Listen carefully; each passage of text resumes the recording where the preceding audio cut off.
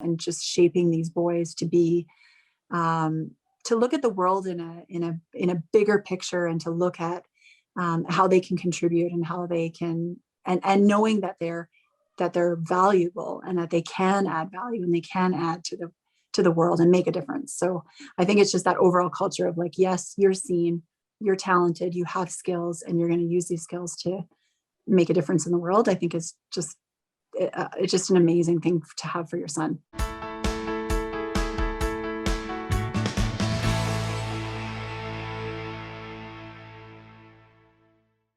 I'm Glenn Herbert, and I'm an editor with Our Kids. We're speaking with insiders from Canada's leading private schools to gain insights into their programs, culture, traditions, and leadership. This includes insights from parents, alumni, and administrators. This is the Our Kids Insider Perspective.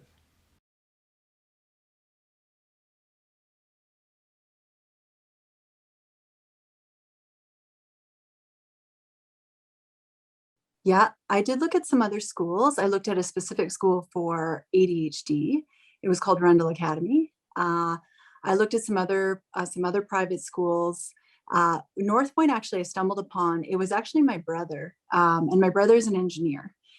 And so my brother has spent time with Josh. One summer, they built a claw of straws and string for fun.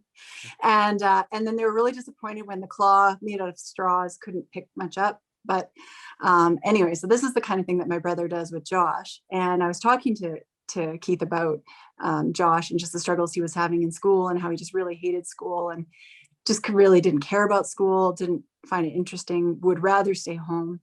And my brother said, well, there's this boys' school, and it's an engineering school.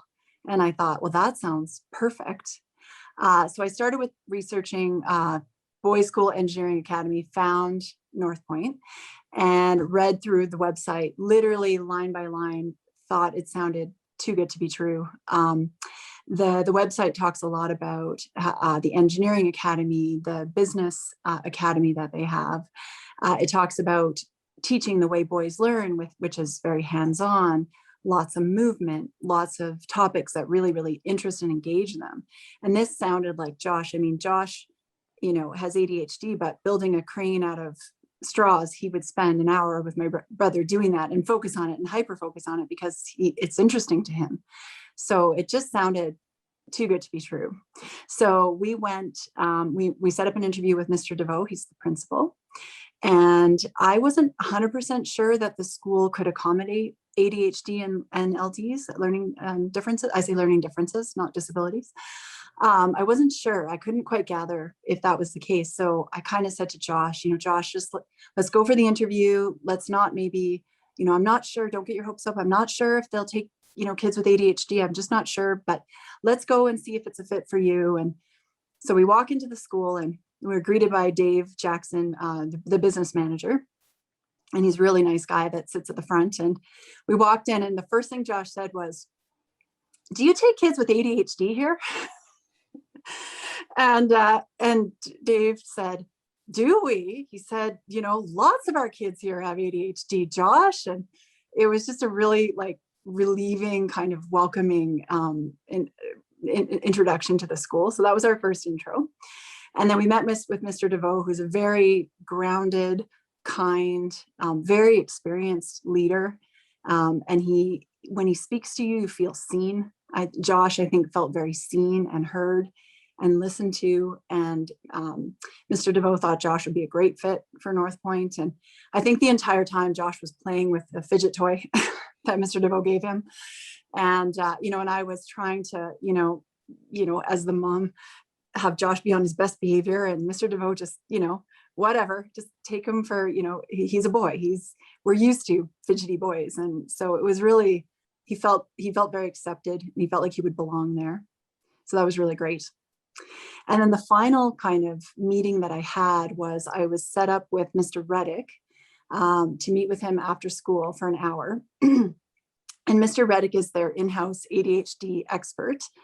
Mr. Reddick is a huge resource for parents and for kids with ADHD.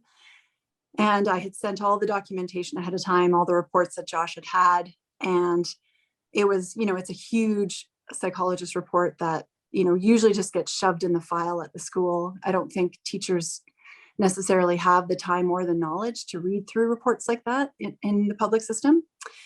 And so Mr. Reddick read through the psychoed report on, this was before Josh was enrolled. So this is a kid he's never met. He's meeting a mom of a kid he's never met for an hour after school on his own time, really on his own time. And he sat with me, he pulled out Josh's report. It was covered in circles and writing and pencil marks. He had gone through it all, and he explained to me aspects of Josh that no one had explained to me before in terms of why he was having different learning needs, what accommodations he would need. He understood Josh more than even, I would say, the psychologist. And he had the practical tools to say, this is why he's struggling. This is what he needs. And this is how North Point could potentially accommodate that. And, we went through all that. He shared experiences of his own two children who both have ADHD, who have both gone on to be successful. They've both gone to university. I can't remember. One of them, I think, is an engineer. Both his kids, needed accommodations in university. They needed extra time for exams. And, these are things you can ask for and get if you've got these learning needs, and you can get extra time to write tests, and you can actually finish a test instead of, in the past, Josh would hand in a test that literally would be half blank. And he would get 50% because he didn't have time to finish it, right? And this would just be the accepted mark he would have. So these were all things that Mr. Reddick brought to my attention, and and he really understands learning needs and ADHD. And then at the end of the meeting, we stood up and he said, moms sometimes need hugs. And he just gave me a big hug. I walked out of there and went, moms do need hugs sometimes, especially when you're on this journey of trying to find the place for your son to succeed, when you've really seen your son struggling. And so, every once in a while, moms need hugs for sure, for sure. So it was a really great first experience. So we enrolled him. That was our decision.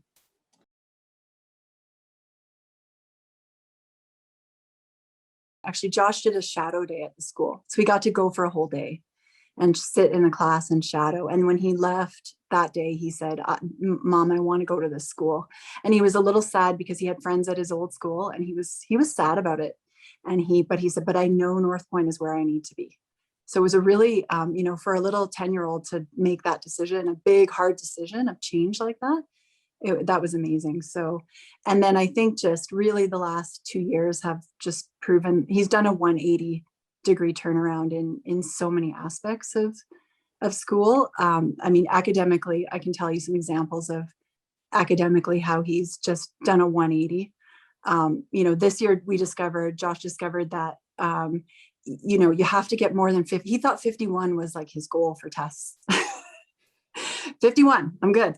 And then this year he's been getting 80s and 88s and 90s. And so he's even wanting to study in the car on the way to school. Like, Mom, can we go over the science one more time on the way to school tomorrow? And so a real 180 on academics, when I think before he was learning that he was the worst kid in the class. And he had to unlearn that at North Point. And when you start learning or believing that you're the worst kid in the class, then there's a very much a feeling of, why bother trying then? So if I hand in my test half finished and it gets red marks all over it and I get 50 or less, then that's what the teacher expects of me. And therefore that's as hard as I need to try. And it's really, really demoralizing for a young kid to feel like they're the worst, and that's what the teacher expects of them anyway. So, certainly a 180-degree turnaround in terms of his academics, but also I would say his self-esteem, huge. Like, I can do this. I'm good at writing. I'm good at math. I can get a good mark on a test. I can get the highest mark in the class on a test. And really, it's not, for me, it wasn't really about the marks, even though I'm fairly academically inclined. For me, it was, my kid needs to be happy, and my kid needs to like school. And when I started to see damage to his self-esteem, that was the moment of, okay, it's time to start looking for a change. So huge changes with his self-esteem and even his just love of school. He's been so sad to be out of school this year when they've had to be off. He's been just so excited to go back, which is just a complete turnaround for a kid that could take or leave. 2 years ago, he would have been so happy to be off for 2 weeks without having to go. So it's been a huge change.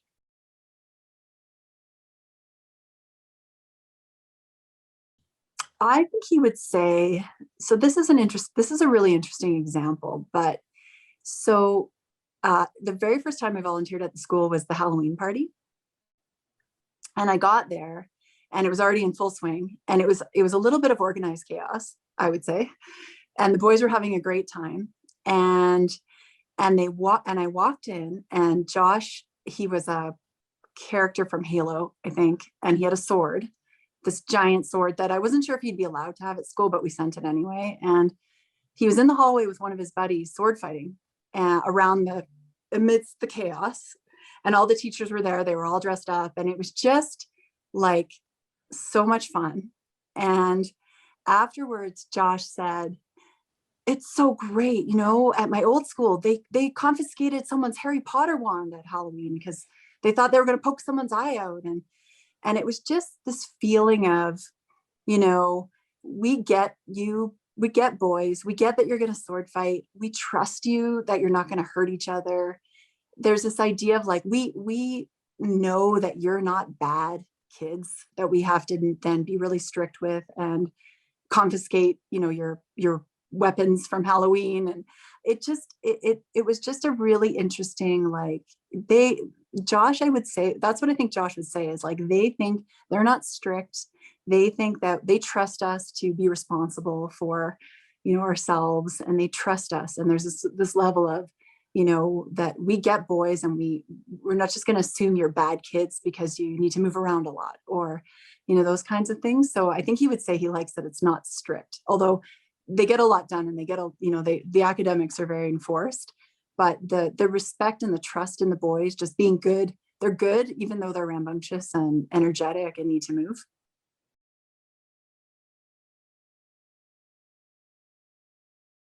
I think for me, it's a big, it's the culture.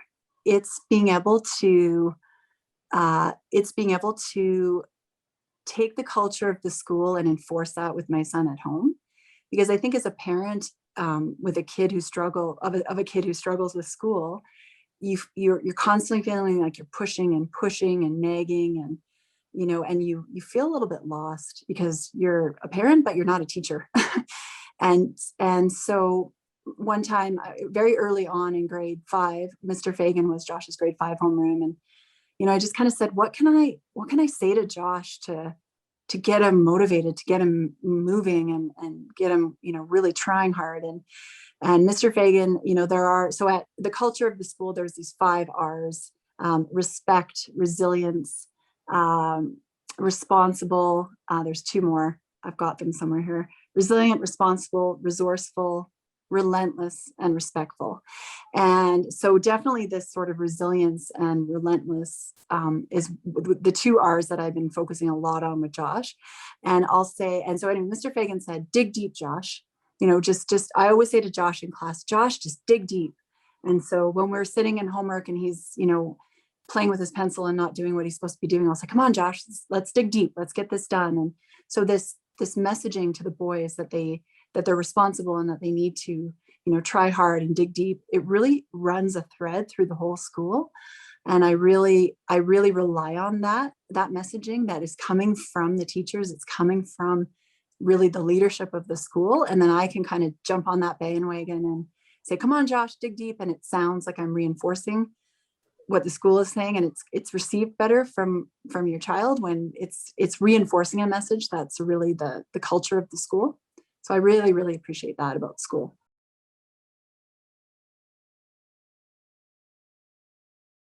Yeah, it's been such a huge change and improvement over his previous school that I don't think there's a lot. They're opening up a high school campus this next year, and the older boys will now be at the second location. So the current location is an old elementary school. So the school's quite small. The lockers are quite short. And then the older boys will be going on to the high school. So it's a little bit too bad because having the older boys in the school, there's a lot of connection and sort of camaraderie between the younger kids and the older kids. And so I think it's sad that they're going to be separated. And it's a space thing. So there's nothing that they can really do about that. But they have these navigator squads. So they have Josh is on the astronauts, and they've got 3 other squads. It doesn't really matter because the astronauts are winning, so whatever. No, I'm joking. But so there's a point system where they get points for winning, and when they were able to, they would have team events. So, Josh was describing to me one time, this grade 6 boy had to lift him up over some sort of obstacle, and they were getting on his back, and so there was very much, the younger kids and the older kids were grouped together and really got to bond. And this was, of course, last year. But and so there's really like healthy competition that I think maybe will, and bonding between the various grades that I think they might lose a little bit with separating the kids. So that's a little bit sad. The other thing that I noticed this year is Josh has 2 teachers this year. So they were cohorting the kids a little bit more this year. So last year he had 4 teachers for his 4 core subjects. So he had, for the math, science, social, and language arts. This year he only had 2. So we had Mr. Hurdle for LA and social, and Miss Works for science and math. And I actually preferred that. And I'm curious, I might actually give the school this feedback, because when you have a kid that has a lot of needs, it's nice to have only 2 people to check in with, and 2 people that really know your son well.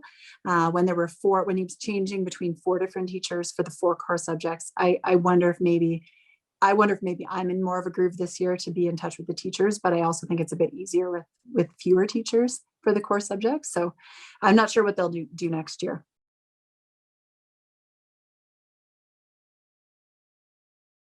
It's interesting because I was thinking about this question, and I sort of have the official values and culture based on really what's on the website, which I actually think is not just lip service on the website. It's really, really enforced. But then I started to think about sort of the unspoken culture that I don't know if it's even intentional, but it's there, and I really, really appreciate it. So definitely the culture, that you can read about on the website is the 5 R's, and respect, I think, is almost one of the strongest R of the school. There's definitely respectful behavior towards each other, towards the teachers to the students to the teachers, and then between students. It's very, very noticeable. There's not disrespectful behavior. There's no bullying that I've seen. There's, it's everyone is allowed to shine. Everyone is allowed to be different. There's a hockey academy. So there's quite some very athletic boys that are there doing their hockey program. My son is not overly athletic, but he still gets to go and do intramurals and try out basketball and floor hockey. But it seems like everybody respects that there's differences, and those differences get celebrated. So there's one kid in Josh's class who's an amazing artist, and all his drawings are on the back wall of the classroom. And everybody knows that this kid is the artist of the class. And, Josh had written a story, and, for a kid with, an LD in writing, and who almost couldn't put 2 sentences together at the start of grade 4, he voice types now his stories, and with so much description, so many great metaphors. His language arts program this year has just been phenomenal with Mr. Hurdle. He's just developed so many writing skills. He's actually writing his provincial exam today, and he is so ready for it. It's really amazing.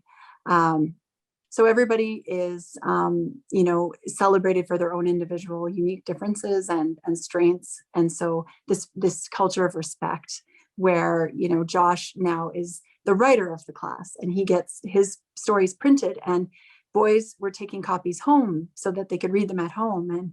And Josh was so proud, and it's just, everybody gets celebrated for whatever their strengths are. So this feeling of respect is really, it's not just a word on a website. It's a real thread throughout the school. And it's everyone walks the walk of that respect, from the principal to the kindergarten kid, I'm assuming. And so some other values that would be on the website would be things like outdoor education, teamwork, camaraderie.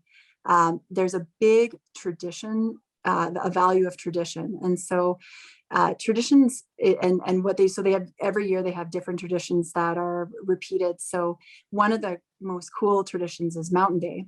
And it's a surprise. It's usually in May and nobody knows about it or when it's going to be. And the kids will come to school or the boys will come to school and there'll be all of a sudden a bell will ring. And it only gets rung once a year. It's just a cool thing. It's just this bell sitting there that gets rung once a year. And then all the boys load up into the buses and they drive out for a hike. And it's a surprise. And it's meant to be, and this idea of tradition to create these sort of lasting relationships, these strong impressions, these really lasting memories. It's a really cool culture, part of the culture is just this sort of tradition. So those would be sort of the things that you would find on the website, and I would say that everything on the website translates at the school into reality. It's really amazing. I think the underlying culture and things that maybe you don't really know until you are part of the school is this idea of relationships. It's this idea of each individual being seen and having a connection with each other, with the teachers. I feel like the teachers are really role models for the boys. The teachers are extremely hardworking, extremely dedicated, very committed. They're all in. And so these boys can see these teachers, and there are some female teachers now. There were more male teachers when Josh first started, but they can look to these teachers as a real example. And even these teachers, and the other thing about the teachers, I would say, is that they share personal stories of themselves. So everyone knows that Mr. Hurdle is a bodybuilder, and all the students and the other teachers call Mr. Hurdle Thor. And so it's just, you have a real like superhero in your school that everyone calls Thor. And it's just a really like cool thing that Mr. Hurdle shares that side of him with his students. Or Mr. Reddick is really open about his own ADHD. And so it's really neat to see the teachers bring parts of themselves forward and connect with the kids, because the kids get to actually know them. I think strict teachers are almost mysterious sometimes in public schools, where you just they're the boss and that's it, don't question them. And these teachers, Mr. Fagan just had he did an online boxing tutorial for the boys as part of their Action Friday, which is every Friday afternoon they do an Action Friday. So it's usually something with fitness or recreation or sometimes charity work. And so Mr. Fagan took them through a boxing workshop because boxing is one of his passions. So they're very open to sharing themselves and creating that connection, that relationship with the boys that I think is unique. It's really, I think, boys' education, and specifically how boys learn and need a lot of activity. They need a lot of exercise, movement. Their interests tend to be, not always, but their interests are often math, science, engineering, hands-on. They go to an engineering academy or a STEM lab every Monday, and they build, cars that run on batteries. They build various contraptions and towers, and so it's just this kind of real focus on boys, just getting them engaged. I think the the underlying feeling is, let's just get boys excited about school. I would say that a good majority of the kids at the school have either ADHD or some problems with reading or writing, or there's not a lot of behavioral problems at the school. It's more although those kids are welcome to, I believe, but it's really just let's get these boys that otherwise would maybe just sit back in the back of the class and goof off kind of, and get them really loving school, and let's teach them to be successful and leaders of the future. And so it's that kind of investment in boys' education, I think, is the real goal.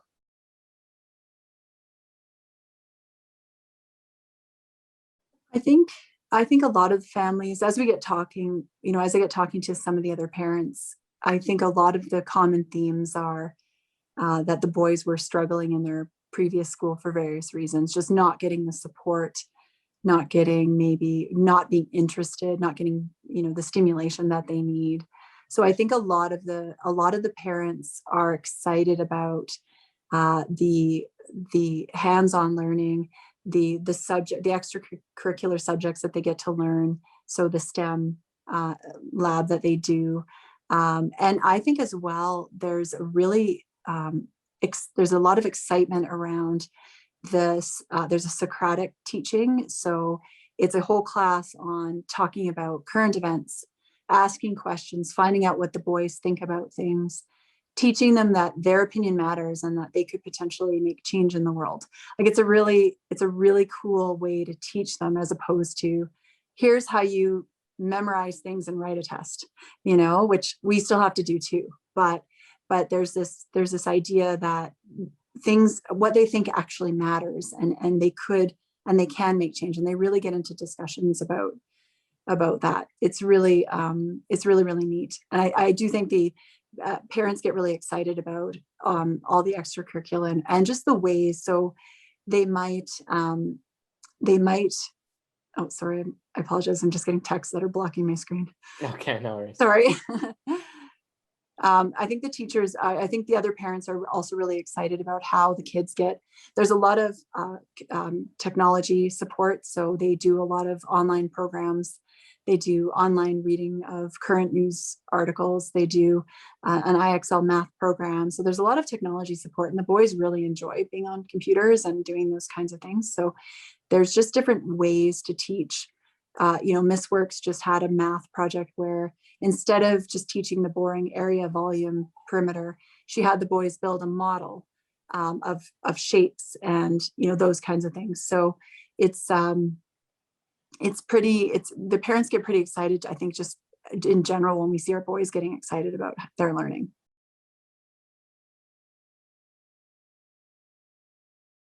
Well, yes, I would definitely recommend the school for any boy that has an interest in science and math.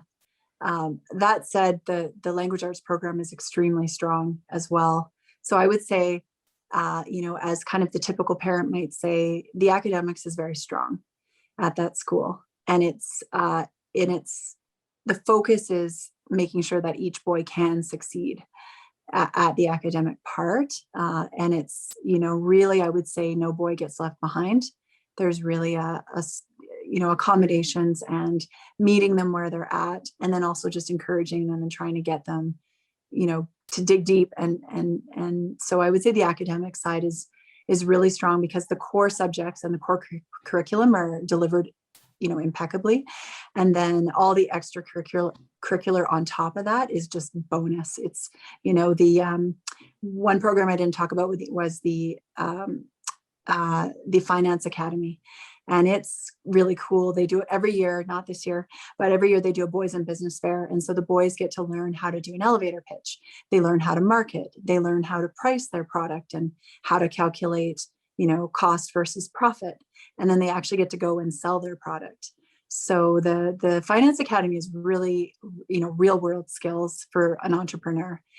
So that's really cool. So I would say the second thing, if I can roll that in, would be, all the extracurricular is really amazing. So the Finance Academy, the STEM lab, and then because they have a slightly longer school day, every Friday is Action Friday. So the Action Friday is meant to be recreation. So they'll go to a trampoline park, or they'll go to a climbing wall. So Action Friday, or that kind of extracurricular side, is exposing the boys to things that they've maybe never gone climbing before. Or one thing that they do every year is a charity. They pack Stephen's backpacks, and all the boys pitched in and helped pack these backpacks for kids in need. And so just they'll go door to door and hang candy canes with a little note for Christmas on the neighbors' doors. So just this idea of community and giving back, these real strong values that they're teaching the boys, which I think rolls into the third my third most favorite thing about the school is just really the values and just shaping these boys to be, to look at the world in a bigger picture, and to look at how they can contribute, and how they can, and knowing that they're valuable, and that they can add value, and they can add to the world and make a difference. So I think it's just that overall culture of like, yes, you're seen, you're talented, you have skills, and you're going to use these skills to make a difference in the world. I think is just, it's just an amazing thing to have for your son, to teach your son.